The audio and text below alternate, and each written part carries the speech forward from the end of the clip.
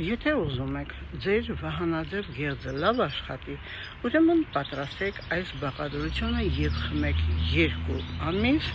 ամեն առավոտյան։ Վերցնում եք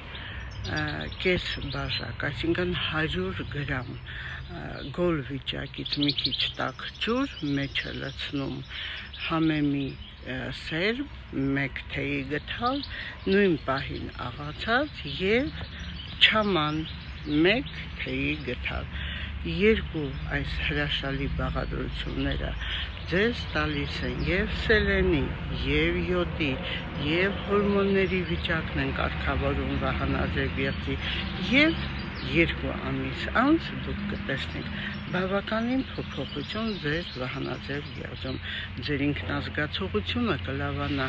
ձեր էներգիան կշատանա, նյութափոխանակությունն ու դիմադրողականությունը կլավանա։ Իհարկե, կատարեք վահանաձև գեղձի սոնոգրաֆիա, 3000 դրամ ուծելով դուք կտեսնեք ձեր վահանաձև գեղձի վիճակը եւ 2 ամիս հետո կրկնեք, եթե փոփոխություն կա, ուրեմն 10 օր ընդմիջում նորից էլի շարունակեք։ Սիրելիներս,